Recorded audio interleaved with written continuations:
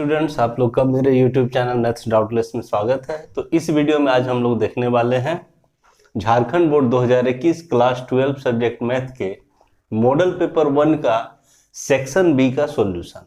और इसमें कुल 10 प्रश्न है, 10 क्वेश्चन है 2 मार्क्स वाले। तो हम लोग आज इसे देखेंगे, जो कि क्वेश्चन नंबर 41 से लेकर के 50 तक का क्वेश्चन है। और इसके पहले वाले वीडियो में मैंने सेक्शन ए का सॉल्यूशन, जिसमें क्वेश्चन नंबर 1 से लेकर के 40 तक का है, वो कर दिया है। वो वीडियो आप लोग देख सकते हैं और उस वीडियो का लिंक इस वीडियो के डिस्क्रिप्शन में भी मैं डाल दूंगा। तो चलिए शुरू करते हैं आज हम लोग क्वेश्चन नंबर 41 से। तो समझते हैं क्या है क्वेश्चन। इफ एक फंक्शन है जो रियल नंबर से रियल नंबर पे डिफाइंड है, f is a function from r to r, यानी real number to real number, and g is a function, g भी क्या है, एक फंक्शन है, from real number to real number पे डिफाइंड है, आर गिवन बाय, और इस तरह से दिया हुआ है कि fx equal to cos x and gx equal to 3x square, then find g of fx। क्या फाइंड करना है आपको, g ऑफ fx। चलिए तो देखते हैं हम लोग कैसे फाइंड करेंगे। बहुत ही आसान सा ये क्वेश्चन है। पहले जो हमें गिवन है वो लिख लेते हैं। क्या क्या गिवन है, fx दिया हुआ हमें, तो fx equal to cos x and gx equal to 3x square, ये हमें दिया हुआ। अब आपको क्या फाइंड करना है, g ऑफ fx। तो g ऑफ fx फाइंड करने का रूल है बहुत ही आसान सा। देखिए क्या करते हैं हम लोग, इस तरह से ब्रैकेट में g ऑफ fx रहता है तो g fx इस तरह से ब्रैकेट में लिख लिया जाता है। अब g रहेगा। अब देखिए fx आपको क्या दिया गया है, फंक्शन fx का मान आपको cos x दिया गया है, तो fx की जगह पे हम लोग क्या रख देंगे, cos x रख देंगे। अब ये g का जो फंक्शन है उस पे डिफाइन हो गया, तो हमारा यहाँ पे देखिए कि gx क्या है, 3x स्क्वायर है डिफाइन।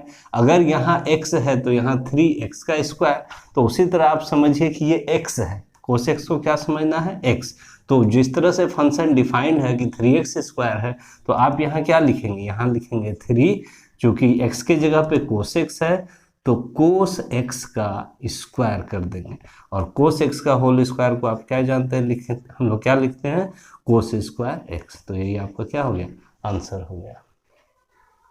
चलिए तो क्वेश्चन नंबर 42 देखते हैं हम लोग।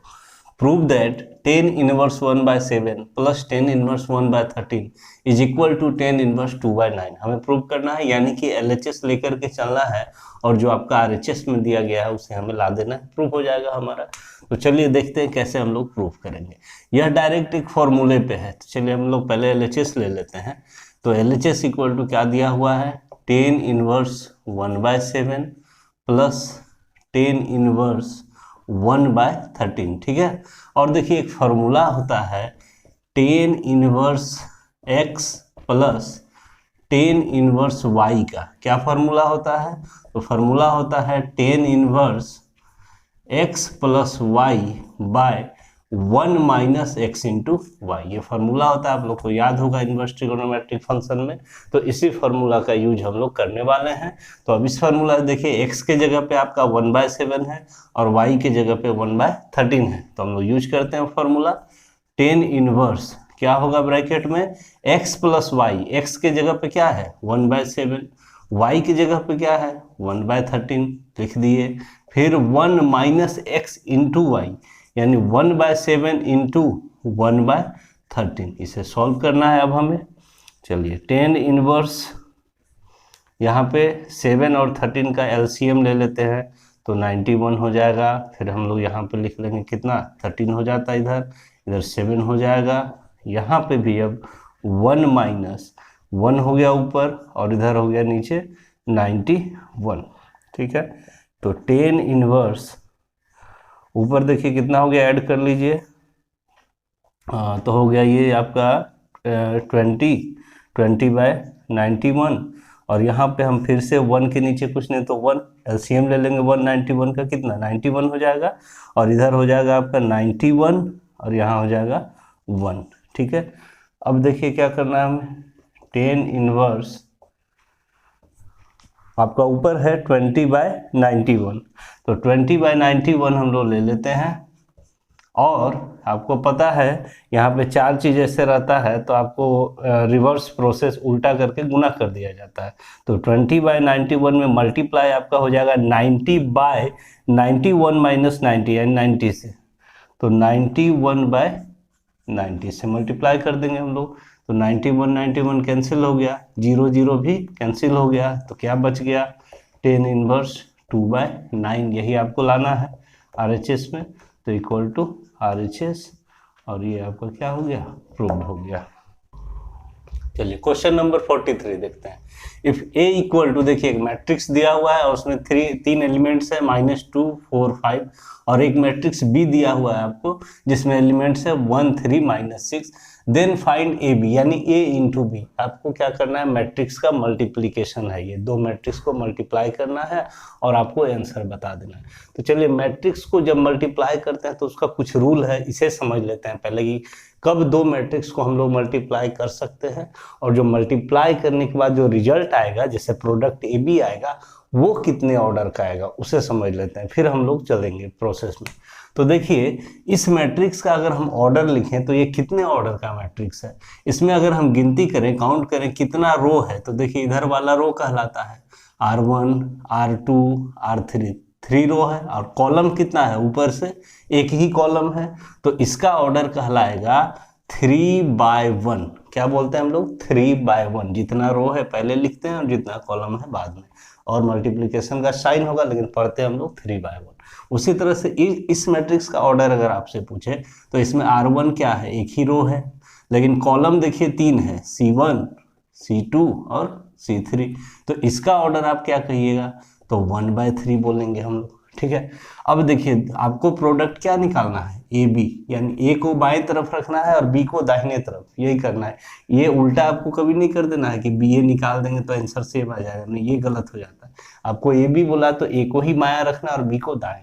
अब देखिए प्रोडक्ट कैसे डिफाइन होता है, पहले वाले मैट्रिक्स में जो नंबर ऑफ कॉलम है, जैसे क्या है 1 है, और दूसरे वाले मैट्रिक्स में जो बाद में रखेंगे उसमें नंबर ऑफ रो एक होना चाहिए, समान होना चाहिए, इक्वल, तो 1 1 इक्वल है, यानी कि प्रोडक्ट डिफाइन है, आप लोग कर सकते हैं।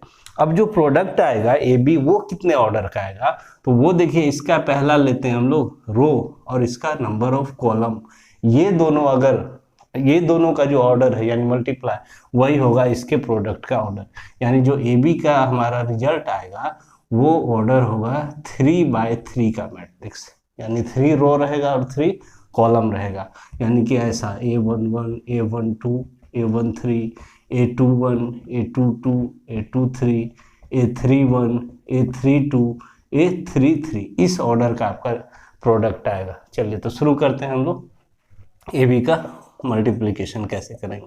सबसे पहले हम लोग लिख लेंगे AB, और A मैट्रिक्स आपको जो दिया हुआ उसे लिख लीजिए -2 4 5, और यहाँ पे लिख लीजिए B 1 3 -6। ठीक है, अब मल्टीप्लाई कैसे किया जाता है, क्या रूल है, देखिए आपको पहले पता हो गया कि इसका जो प्रोडक्ट आएगा कितने ऑर्डर का आएगा, 3/3 का आएगा। ठीक है, अब देखिए पहला वाला पोजीशन पे जो एलिमेंट आता है वो कैसे आता है, इसका हम लोग लेते हैं फर्स्ट रो।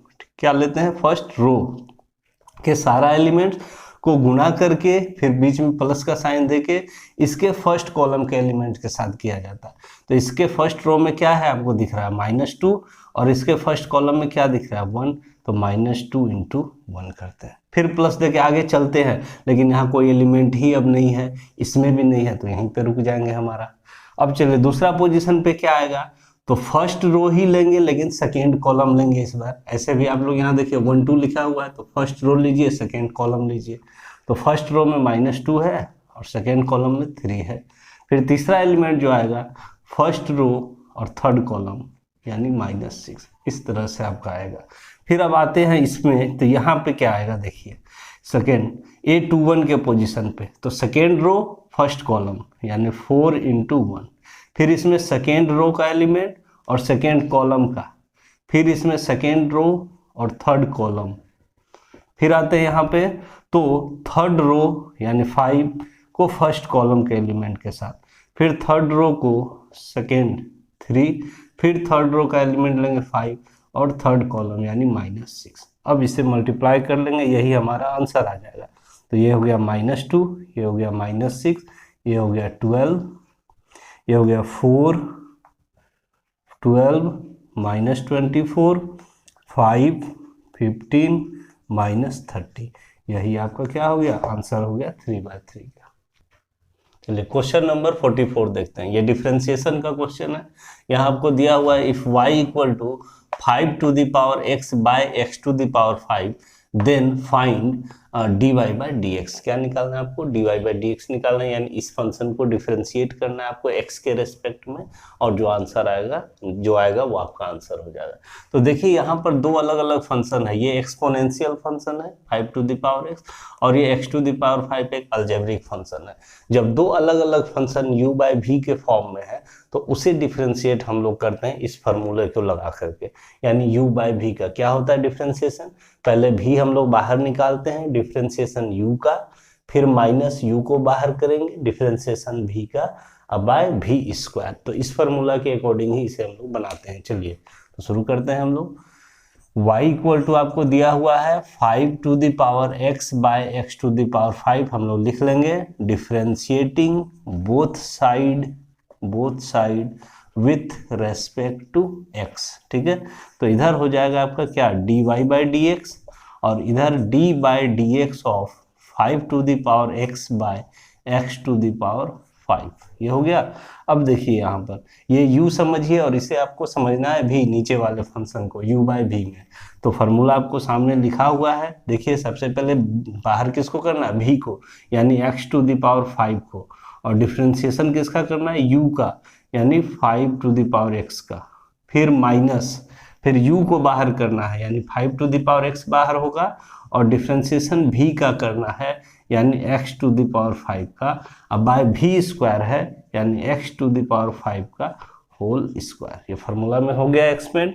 अब हम लोग को करना क्या है, डिफरेंशिएट करना है। x टू द पावर 5 तो बाहर है ही, अब 5 टू द पावर x का डिफरेंशिएशन क्या होगा, देखिए ये फार्मूला पे आएगा a पर पावर x, तो a to the power x का डिफरेंशिएशन आप लोग को पता होगा ax इंटू लॉग a होता है।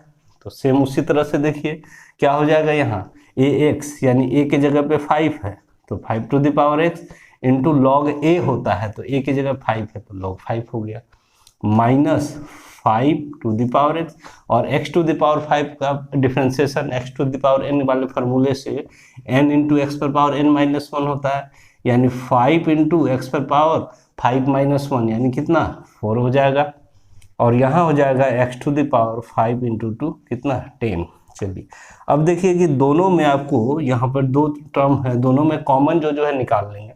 मुझे दिख रहा है 5 टू द पावर x यहाँ भी और यहाँ भी, x टू द पावर 5 यहाँ है, x टू द पावर 4 यहाँ है, तो 4 इसमें भी छिपा हुआ है, आप कॉमन निकाल सकते हैं, यानी 5 to the power x into x to the power 4 अगर हम कॉमन निकाल लेते हैं तो यहाँ से देखिए क्या बचा, यहाँ एक x बचा, और ये log 5 बचा, log 5 माइनस यहाँ से 5 टू द पावर x तो बाहर हो ही गया है, x टू द पावर 4 भी बाहर हो गया, सिर्फ 5 बच गया, और यहाँ x टू द पावर 10।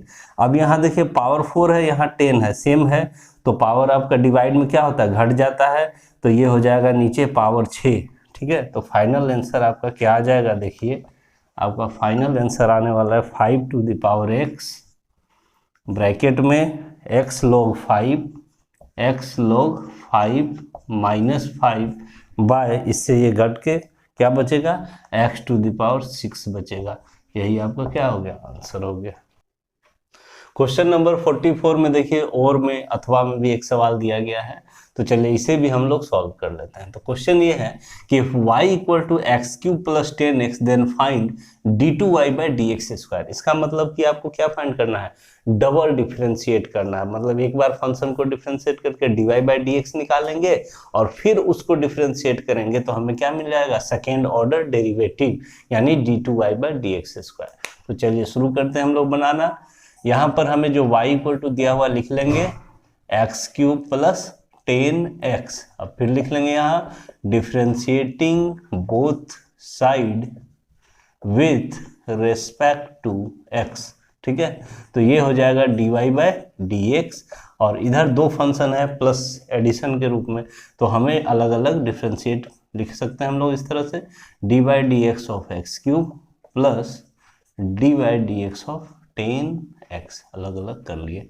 अब हम लोग को करना क्या है, अब हम लोग को डिफ्रेंशिएट करना है फॉर्मूले से। एक्स क्यूब का डिफ्रेंशिएशन क्या हो जाएगा, 3x² हो जाएगा x to the power n के फार्मूले से, n इंटू एक्स पे पावर n-1 होता है, तो 3 इंटू एक्स पे पावर 3-1 2, और 10x का डिफ्रेंशिएशन आप लोग को पता होगा क्या होता है, sec² x होता है। तो ये एक बार डिफ्रेंशिएट हो गया, एक बार और डिफ्रेंशिएट हम लोग करेंगे तो हमें ये मिल जाएगा सेकेंड ऑर्डर डेरिवेटिव।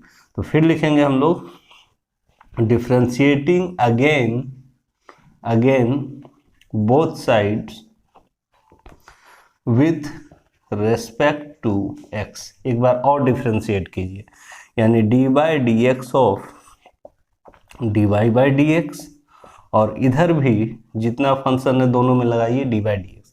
तो 3 कांस्टेंट है, बाहर कर देते हैं, dy/dx of x² plus dy/dx of sec² x को हम लिख रहे हैं sec x का होल स्क्वायर, लिख सकते हैं हम लोग इस तरह से, ठीक है। सेम ही चीज है दोनों, sec² x बोलिए या sec x का होल स्क्वायर बोलिए आप लोग।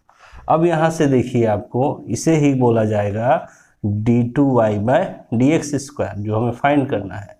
अब इधर देखिए 3 और x² का डिफ्रेंशिएशन क्या हो जाएगा, 2x हो जाएगा, अब प्लस, अब देखिए sec x का स्क्वायर है, ये आपका चैन रूल से डिफ्रेंशिएशन होगा। क्यों, क्योंकि यहाँ अगर सिंपली x रहता x का स्क्वायर जैसे यहाँ था तो डायरेक्ट 2x हो जाता है, लेकिन चूंकि यहाँ sec x है तो sec x का स्क्वायर है, तो हमें एक बार sec x के रेस्पेक्ट में इसको डिफ्रेंशिएट करना है चैन रूल से। कैसे करते हैं देखिए, यहाँ पर हम लोग लिख लेंगे sec x का square by d sec x, चूंकि x के स्क्वायर के फॉर्म में है तो x के जगह पे क्या दिख रहा है, sec x, तो sec x के रेस्पेक्ट में कर दिए, और ये जो d sec x है इसको यहाँ फिर ऊपर लिखेंगे और इसे x के रेस्पेक्ट में कर दिया जाता है। तो देखिए इस तरह से इसको हमने चेन रूल से दो अलग अलग चेन में तोड़ दिया।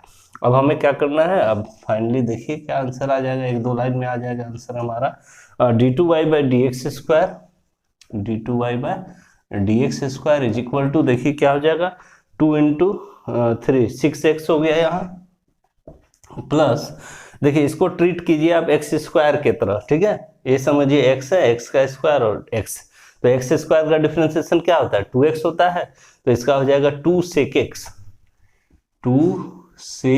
x, ठीक है। और sec x का डिफरेंशिएशन आपको पता होगा क्या होता है, sec x इंटू 10x होता है, तो sec x इंटू 10x, तो फाइनली हमें क्या मिला, 6x plus 2 sec² x into 10x, यही आपका आंसर हो गया। क्वेश्चन नंबर 44 कंप्लीट हो गया। चलिए क्वेश्चन नंबर 45 देखते हैं हम लोग। Evaluate integral 0 to π/4 sec² x dx, यानी आपको ये डिफिनिट इंटीग्रल का क्वेश्चन है, ठीक है। आपको lower limit to upper limit दिया हुआ है और आपको sec² x का इंटीग्रेशन करना। चलिए देखते हैं कैसे करेंगे हम लोग। सॉल्यूशन, इसको i मान लिया जाता है, तो let i equal to 0 to π/4 sec² x dx, ठीक है।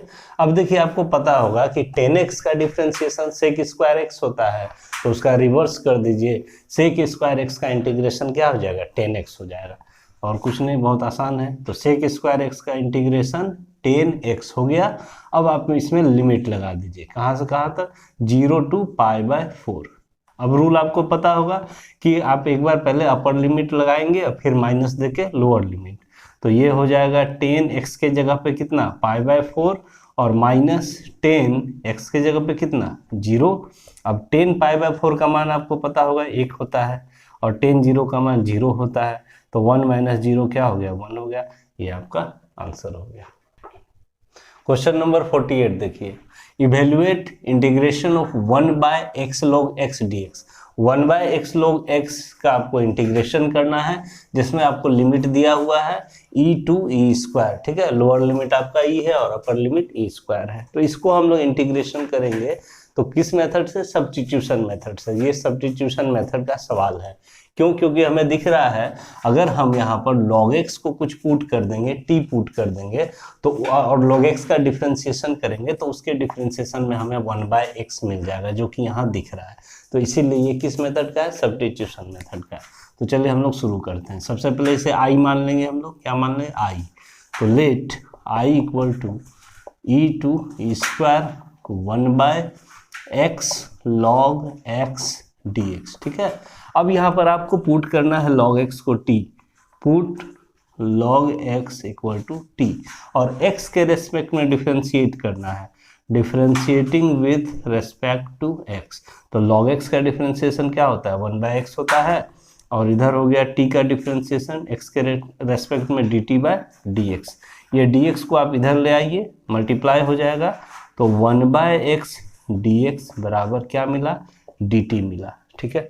अब देखिए इस सवाल को ध्यान से, तो इसमें आपका 1/x dx दिख रहा है। अब और क्लियर देखना है तो ऐसे देख समझ सकते हैं 1/x, ठीक है, और log x को अगर हम अलग कर लें into 1/log x into dx, तो देखिए 1/x इंटू dx दिख रहा है। तो 1/x dx बराबर ही क्या लिख लेंगे हम लोग? dt लिख लेंगे, और 1/log x की जगह पे क्या लिख लेंगे? t लिख लेंगे। अब देखिए अगर हम पुट करते हैं किसी चीज़ में, इंटीग्रेशन के सवाल में, और अगर ये डिफिनिट इंटीग्रेशन का है तो हमें ये लिमिट भी चेंज कर लेना होता है। ठीक है। क्योंकि लिमिट अगर चेंज नहीं करेंगे तो फिर से हमें x के रूप में ला के फिर लिमिट रखना होगा, जो कि मुश्किल काम है। तो आसान काम है कि लिमिट भी आप चेंज कर लीजिए। लिमिट कैसे चेंज होगा? देखिए अभी x के फॉर्म में है इंटीग्रेशन, तो ये समझिए x का मान है। तो when x equal to e, जब x का मान e है, देन तब t बराबर क्या? तो देखिए t को आप क्या माने हैं? log x माने हैं। तो यहाँ पर log x बराबर क्या? e, और log e का मान क्या होता है? 1 होता है, 1 होता है, सबको पता है। अब अपर लिमिट को भी चेंज करेंगे इसी तरह से। When e equal to x equal to e², then t equal to क्या हो जाएगा? तो t इक्वल टू क्या माने हैं आप? log x माने हैं। तो log x के जगह पे क्या? e²। अब देखिए log m पर पावर n क्या होता है? n log m होता है ना। तो ये हो जाएगा 2 log e, और log e का मान होता है 1, तो हो गया ये 2 × 1 यानी कि 2। ठीक है। तो आपका लिमिट चेंज हो गया, जहाँ e है वहाँ आप 1 रखना है, लिखना है, जहाँ e² है वहाँ आप 2 रखना है। तो फाइनल अब हम लोग चलते हैं आप सवाल पे अपना, तो फिर से लिख लेंगे हम लोग यहाँ पर देयरफॉर i इक्वल टू, अब इंटीग्रेशन लिख के जो लोअर लिमिट e था वहाँ पे अब क्या लिख लेंगे? 1। ठीक है। और अपर लिमिट जो e² है वहाँ पे क्या लिख लेंगे? 2। और अब देखिए ये सवाल 1/x into dx, 1/x into dx बराबर क्या होगा? dt, और 1/log x जो बचा, तो log x को आप क्या रखेंगे? t, तो ये हो जाएगा 1/t, और ये हो जाएगा dt। ये 1/log x के जगह पे 1/t हो गया, और 1/x इंटू dx बराबर dt हो गया, आप निकाल के रखे हुए। अब यहाँ से 1/x का इंटीग्रेशन आपको पता है log mod x होता है, तो उसी तरह से 1/t का हो जाएगा log mod t। ठीक है। और अब लिमिट लगा दीजिए 1 से 2, तो अब फाइनल अब एक बार अपर लिमिट रखेंगे, log mod 2 minus log mod 1। अब मोड हटा देंगे क्योंकि यहाँ पर जो भी निगेटिव रहता है वो भी पॉजिटिव हो जाता है, पॉजिटिव है तो पॉजिटिव ही रहेगा, log 2 माइनस log 1, और log 1 का मान आपको पता होगा क्या होता है? 0 होता है। 0 हो गया ये, तो फाइनल आपका क्या बचा? log 2 बचा। यही आपका आंसर हो गया। लॉक है ना। चलिए क्वेश्चन नंबर 47 देखते हैं हम लोग। Solve the differential equation dy/dx minus y equal to 1। आपको एक डिफरेंशियल इक्वेशन दिया है और इसको सॉल्व करना है, मतलब इंटीग्रेट करके आपको वैल्यू निकालना इक्वेशन के फॉर्म में। ठीक है। तो देखिए कि ये किस टाइप का है, पहले आप समझ लीजिए, उसके बाद सॉल्यूशन करना आपको इजी हो जाएगा हमेशा, अगर ऐसा क्वेश्चन आता है एग्जाम में। तो देखिए हम यहाँ पर 2 टाइप आपको लिखे हुए हैं समझाने के लिए। पहला टाइप है कि dy/dx बराबर अगर x का फंक्शन हो तब आपको ना सेपरेट कर लेना है, x को एक तरफ और y को एक तरफ, और आपके आंसर में y बराबर जो x का फंक्शन होगा उसको इंटीग्रेशन करके प्लस c कर दीजिएगा, आंसर हो जाएगा। ठीक है। दूसरा टाइप है कि अगर dy बाई डी एक्स बराबर y के फंक्शन में कुछ रहा आपका, तब उसके आंसर में आपको x बराबर जो फंक्शन रहेगा y का उसको इंटीग्रेट करके आपको प्लस सी लिख देना, ये आंसर आएगा। तो इसको आप देखिए, तो ये किस टाइप का है, ये हमारा सेकेंड वाले टाइप का है। क्यों? क्योंकि देखिए dy बाई डी एक्स दिख रहा है आपको, यहाँ y दिख रहा है, y माइनस में है, उधर हम अगर भेज देंगे ट्रांसपोज कर देंगे तो 1 प्लस वाई जो बचेगा y का फंक्शन हो गया, तो एफ वाई का समझ लीजिए आपके रूप का आ गया। तो ये इसका आंसर आपको इस रूप में दे देना है, x बराबर एफ वाई प्लस सी, हो जाएगा इजी वे में। चलिए शुरू करते हैं हम लोग सोल्यूशन। तो जो आपको दिया हुआ है डिफरेंशियल इक्वेशन उसे लिख लीजिए, dy by d x minus y is equal to 1। अब क्या करना है आपको, dy बाई डी एक्स बराबर, ये इधर माइनस में उधर कर देंगे तो किसे प्लस में चला जाएगा, तो हो जाएगा ये 1 प्लस वाई। अब देखिए आपको क्या करना है, y वाले फंक्शन को dy की तरफ ले आइए और dx को एक तरफ, तो dy बाय हो जाएगा 1 प्लस वाई, इधर आ गया डिवाइड में, और ये इधर चला गया dx डिवाइड है तो मल्टीप्लाई में dx। अब आपको देखिए आंसर में बता चुके हैं पहले, x बराबर आपको y के फंक्शन का इंटीग्रेशन करके c लगा देना है। तो आप dx को बाएं तरफ लिख लीजिए, इसको दाहिने तरफ कर दीजिए dy बाई 1 प्लस वाई, और अब इंटीग्रेशन का चिन्ह लगा दीजिए, दोनों तरफ इंटीग्रेट कर दीजिए। dx का इंटीग्रेशन x होता है और ये हो गया आपका 1 बाय वाई, ठीक है। तो 1 बाय वाई का इंटीग्रेशन लॉग मोड y होगा, तो लॉग मोड 1 प्लस वाई, और एक इंटीग्रल कांस्टेंट आपको c लगा देना है, यही आपका आंसर हो गया। क्वेश्चन नंबर 48 देखते हैं हम लोग। The projection of the vector i cap minus 2j cap plus k cap on the vector 4i cap minus 4j cap plus 7k cap. इस वेक्टर का प्रोजेक्शन आपको इस वेक्टर पे निकालना है। तो देखिए प्रोजेक्शन क्या होता है, मान लीजिए कि आपको दो वेक्टर है, वेक्टर ए और वेक्टर बी। आप समझिए प्रोजेक्शन पहले होता क्या है, ये समझ लीजिए कि आपका वेक्टर ए है, ठीक है, और ये समझ लीजिए आपका वेक्टर बी है। तो ए पर, और दोनों के बीच मान लीजिए कोई भी कोण बन रहा है थीटा, तो वेक्टर बी पर ए का प्रोजेक्शन का मतलब उसका शेडो, छाया क्या बन रहा है, कितना लंबाई का बन रहा है। जैसे कि अगर कोई यहाँ से सीधा आप मान लीजिए लाइट जलाए, टॉर्च जलाए, तो इस लाइन का कुछ तो छाया बनेगा, प्रोजेक्शन वही हुआ। जैसे समझ लीजिए कि यहाँ से ऐसे करके इतना दूर ये यहाँ से यहाँ इसका छाया बना इस वेक्टर पे, तो यही कहलाया ए का प्रोजेक्शन वेक्टर बी पर। और इसका एक फार्मूला होता है बहुत ही आसान, अगर आपको बोलेंगे कि projection of vector A on vector B बोला जाए, तो आपको निकालना है ये vector A dot vector B by magnitude यानी मोड ऑफ, ये ध्यान रखना है, ठीक है। जिस पर निकाला जाए, जो नीचे है जो, वही नीचे हमेशा उसका मैग्नीट्यूड से डिवाइड करेंगे। अगर आपको ऐसा बोल दे कि projection of vector be on vector A, तब फार्मूला क्या हो जाएगा, तब डॉट प्रोडक्ट तो वही रहेगा, क्योंकि डॉट प्रोडक्ट कम्यूटेटिव होता है, ए डॉट बी कीजिए बी डॉट ए। लेकिन आपको ए पर बोलेगा तो नीचे फार्मूला में ए का मोड से डिवाइड करेंगे। तो चलिए हम लोग बनाते हैं प्रोजेक्शन। तो दो वेक्टर आपको दिया है, एक को ए मान लीजिए और एक को बी मान लेते हैं सबसे पहले। तो let A vector is equal to I cap minus 2j cap plus k cap and B vector equal to 4i cap minus 4j cap plus 7k cap हो गया।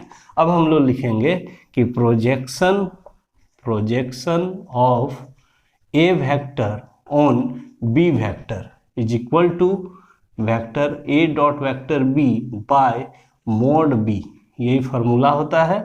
अब आप लोग को क्या करना है, दोनों वेक्टर को लिख लीजिए। यहाँ पर वेक्टर ए आपको क्या दिया हुआ है, i cap minus 2j cap plus k cap, फिर डॉट प्रोडक्ट कर देना है b के साथ, यानी 4i cap minus 4j cap plus 7k cap.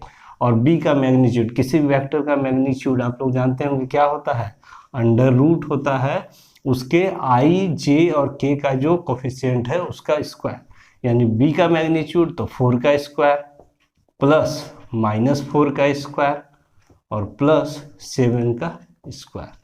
अब चलिए अब डॉट प्रोडक्ट कर लेते हैं हम लोग। आपको पता होगा कि आई डॉट आई 1 होता है और आई का जे के साथ 0 और के के साथ 0 हो जाता है। तो हमें आई का सिर्फ आई के साथ करना है, जे का जे के साथ और के का के के साथ करना है। तो आई का कोफिशिएंट यहाँ क्या है 1 है और यहाँ आई का क्या है 4, तो 1 इंटू 4 हो गया, प्लस जे का यहाँ पर -2 है कोफिशिएंट, यहाँ जे का -4, प्लस फिर के का यहाँ पर 1 है और यहाँ के का 7 है और इधर हो गया √16 प्लस 16 प्लस 49।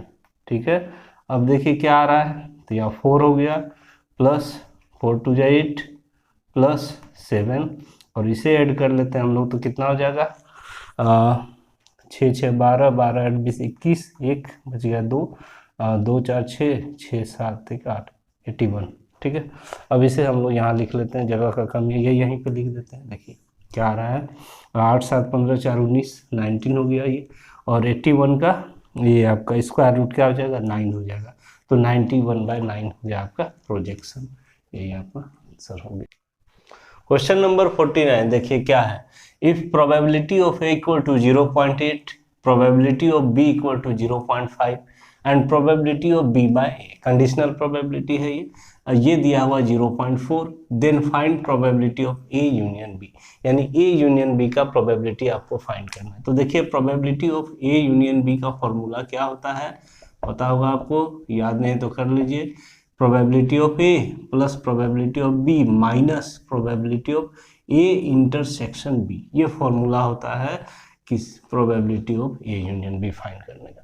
तो देखिए सवाल में कि पी ए पी बी ये तो दिया हुआ है, लेकिन पी ए इंटरसेक्शन बी आपको नहीं दिया है। ठीक है, ए इंटरसेक्शन बी का प्रोबेबिलिटी नहीं दिया, तो आपको सबसे पहले ए इंटरसेक्शन बी का प्रोबेबिलिटी फाइंड कर लेना है, तब हम लोग इस फॉर्मूले से ए यूनियन बी फाइंड करेंगे। तो वो कैसे निकालेंगे, देखिए सवाल में सॉल्यूशन करते हैं हम लोग।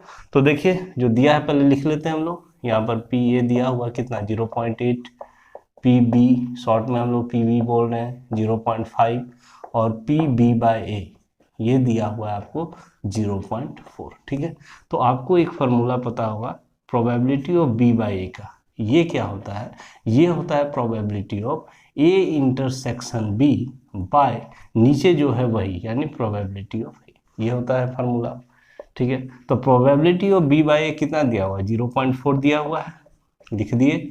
Probability of A intersection B आपको निकालना है, प्रोबेबिलिटी ऑफ ए दिया हुआ है 0.8, तो हमें क्रॉस मल्टीप्लाई कर लेना है, यानी फाइनली आपको मिल गया probability of A intersection B equal to 0.32, 8 into 4 32 और 0.32।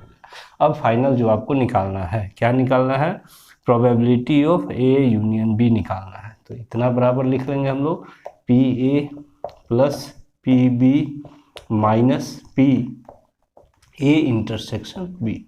तो पी ए क्या दिया हुआ 0.8, पी बी दिया हुआ 0.5 और माइनस 0.32, ये हो जाएगा 1.3 और 1.3 में आपको माइनस कर देना है 0.32 को, ये हो जाएगा 0.98। ठीक है, यही आपका क्या हो गया आंसर हो गया।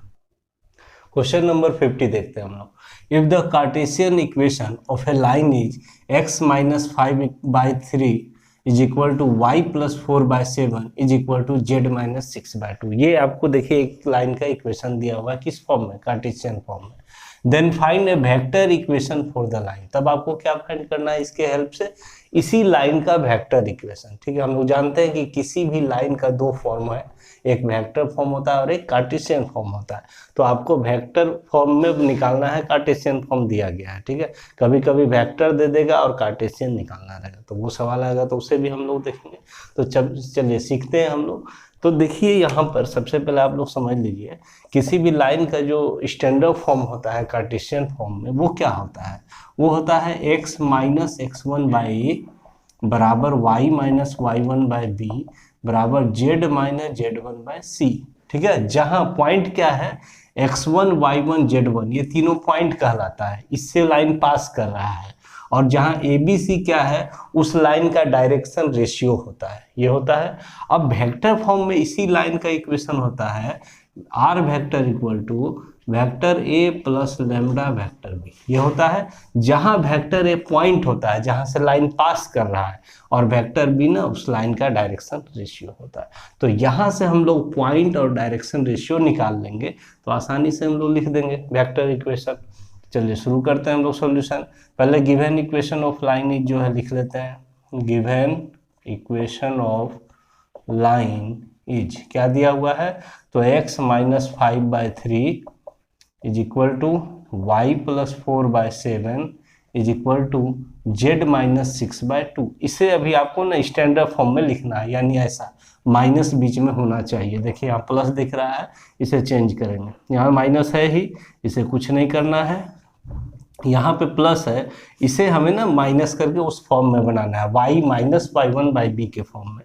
तो माइनस लगा के हम 4 के साथ माइनस लगा देंगे, क्योंकि माइनस माइनस प्लस हो गया। प्लस को हम लोग इस तरह से लिख दिए /7 इज इक्वल टू, यहाँ माइनस में है ही, इसे भी कुछ नहीं करना है। अब यहाँ से देखिए तब x1 y1 z1 आपको क्या मिला, तो x1 बराबर आपको मिल गया 5। क्या मिल गया 5, क्यों, क्योंकि x माइनस के साथ जो लगा हुआ है वही x1 है, तो माइनस के साथ 5 है तो वही x1 हुआ। y1 की बात करें तो y1 क्या है, -4 है, और z1 की बात करें तो z1 क्या है, 6 है। मिल गया आपको पॉइंट, यहीं से लाइन पास कर रहा है इसी तीनों पॉइंट से। अब आपको डायरेक्शन रेशियो भी लिख लेना है। डायरेक्शन रेशियो को हम लोग ए बी सी से रिप्रेजेंट करते हैं, यानी ए बराबर यहाँ क्या है 3, बी इक्वल टू क्या है 7, और सी इक्वल टू क्या है 2। ये मिल गया आपको डायरेक्शन रेशियो, जो वेक्टर बी बनेगा इससे, और ये मिल गया पॉइंट जिससे वेक्टर ए बनेगा। तो फाइनली अब हम लिखेंगे therefore the vector equation of the given line, therefore the vector equation of the given line is क्या होगा, तो फॉर्मूला लिख लेते हैं पहले। वेक्टर आर बराबर vector A plus lambda vector B होता है। तो वेक्टर आर बराबर वेक्टर ए किससे बनेगा, यही पॉइंट जो पॉइंट निकाले हुए, यानी 5 के साथ आपको आई लगा देना है, आई कैप। फिर y1 क्या है -4, तो -4j कैप, और z1 क्या है 6, तो 6k कैप। यही हो गया आपका वेक्टर ए, ठीक है। अब प्लस, इसे ब्रैकेट में डाल दें, प्लस लेमडा वेक्टर बी, तो वेक्टर बी डायरेक्शन रेशियो यानी कि 3i cap plus 7j cap plus 2k cap. यही आपका हो गया वेक्टर इक्वेशन। बहुत ही आसान है, इस तरह से आप लोग बना लेंगे। चलिए, तो आज हम लोग देख लिए इस वीडियो में सेक्शन बी के टोटल 41 से लेकर के 50 नंबर तक के क्वेश्चन का सॉल्यूशन। अब इसके नेक्स्ट वीडियो में हम लोग सेक्शन सी का जितना भी क्वेश्चन होगा उसे हम लोग देखेंगे। अगर वीडियो पसंद आए तो आप लोग ज़रूर इसे लाइक करें, शेयर करें। कोई भी प्रॉब्लम हो या अच्छा लगे तो कमेंट करें, और मेरा पढ़ाने का तरीका अगर अच्छा लग रहा है आप लोग को तो ज़रूर मेरे चैनल को सब्सक्राइब कर लें। Thank you.